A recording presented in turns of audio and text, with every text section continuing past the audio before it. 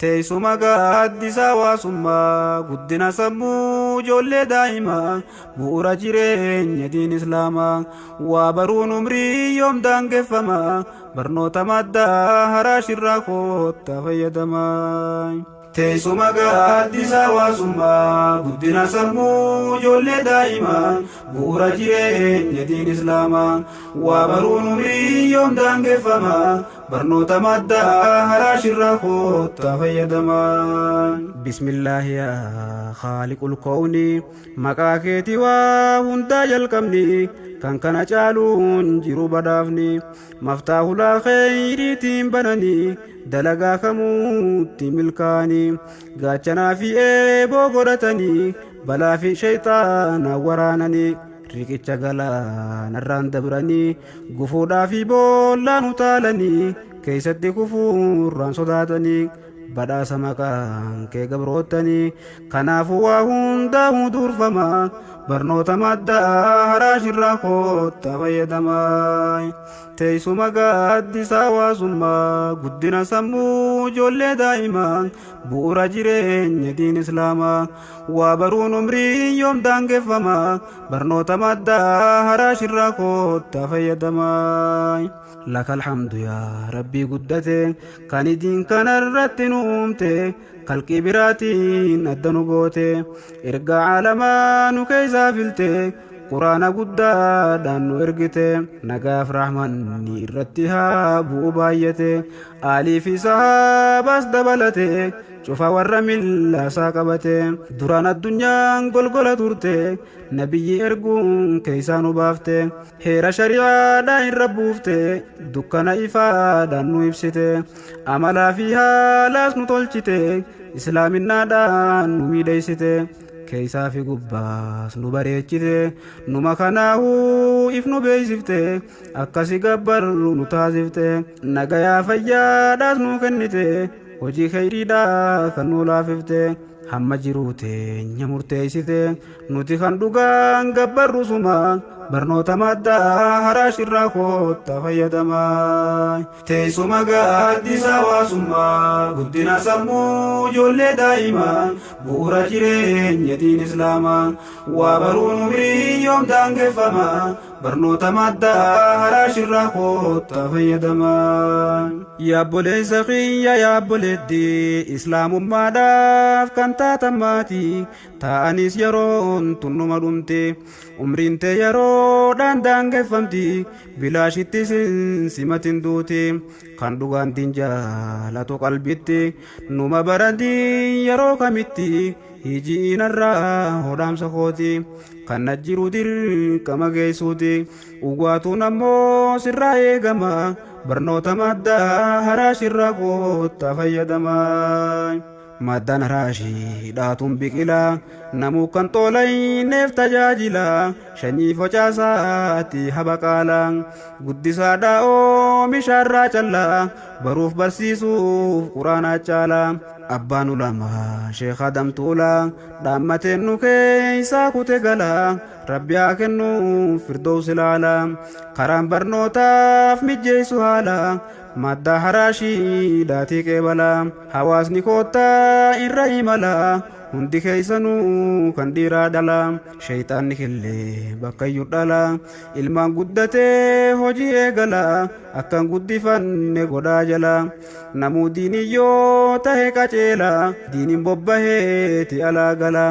shayxaanni meeysaa hikajeela nama rabbiin kenneef istiqaama barnoota maddaa haraa shirraa koottaa fayyadamaa. teessuma gaaddisaa hawaasummaa guddina sammuu ijoollee daa'imaa bu'uura jireenya diin islaamaa waa baruun umrii yoom daangeffamaa barnoota maddaa haraa shirraa koottaa fayyadamaa. teessuma gaaddisaa hawaasummaa guddina sammuu ijoollee daa'imaa bu'uura jireenya diin islaamaa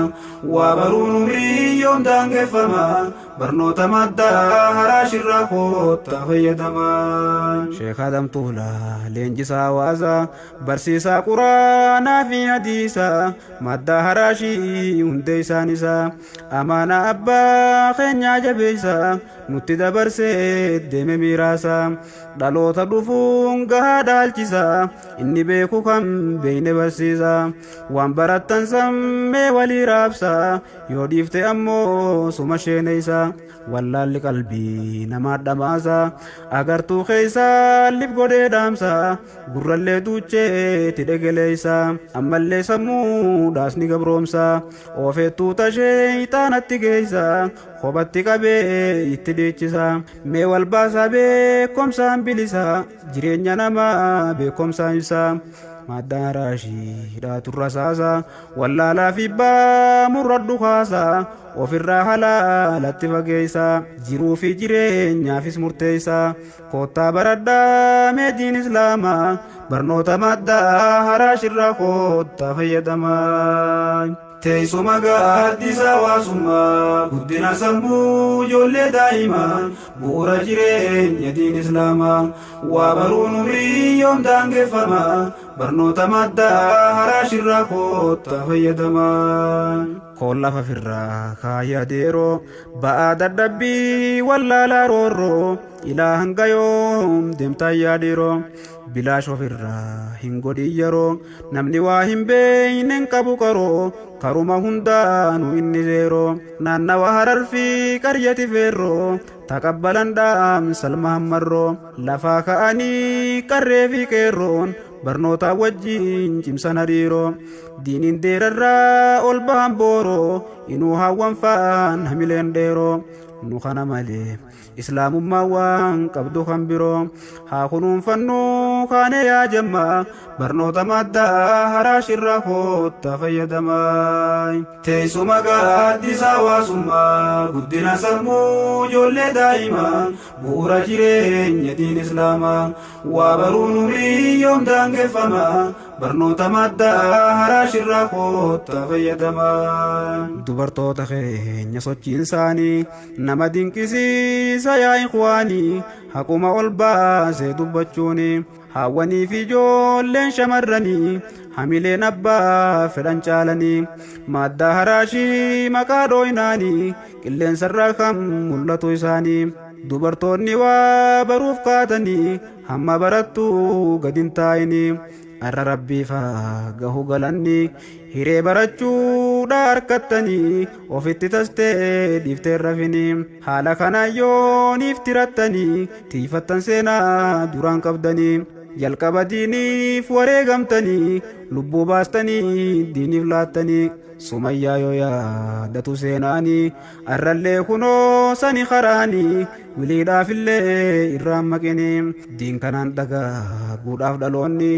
dubartoonni waa baruun taamaa barnoota maddaa haraashirraa koottaa fayyadamaa. teessuma gaaddisa hawaasummaa guddina sammuu ijoollee daa'imaa bu'uura jireenya diin islaamaa waa baruun umrii yoom daangeffamaa barnoota maddaa haraashirraa koottaa fayyadamaa. guddachuudhaaf waan si barbaachisu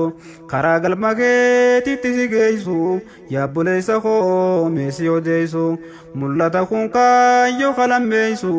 kunoo kana laal karaan si baasu waan hojjattu hundaa'uu karoorsu baannaan bakka yaadde san waan geessu isa hurku wanta hurkisiisu sochii hundaaf waan nama sochoosu jiraa beekayaa kan na dhageessu mul'ataan malee kan waa harkisu akkaataa isaa yoon si fakkeessu nama dantaasaa kan harku ciisu tolfatee biraa kan rafee ursu jannata harkachuu lafan tetteessu karaa dhaquutu jiraarra deema barnoota maddaa haraashirraa koottaa fayyadamaa. teessuma gaaddisa hawaasummaa guddina sammuu ijoollee daa'imaa bu'uura jireenya diin islaamaa waa baruun umrii yoom daangeffamaa barnoota maddaa haraashirraa koottaa fayyadamaa. fayyadamiyaa diruu to'onne yaa nama miseensa tokko taane ammaas fakkii fooniif dhiigaa taane fayya qabdaa qaamni sinquu qabne osoo fayyaan ta'e sirraa mulqamne arra humna qabdaa soon dulloomne kunoo ni jirta osoo hin duune koottaa baradha carraa arganne erga amanne islaama taane rabbii keenyaaf soomanne salaanne diin islaamaatiin itti hubanne dhuguma saniin keessa gabbuune madda arganne irraa waraabbanne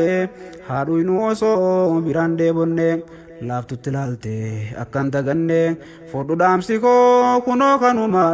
barnoota maddaa haraa shirraa koottaa fayyadama teessuma gaaddisaa hawaasummaa guddina sammuu ijoollee daa'imaa bu'uura jireenya diin islaamaa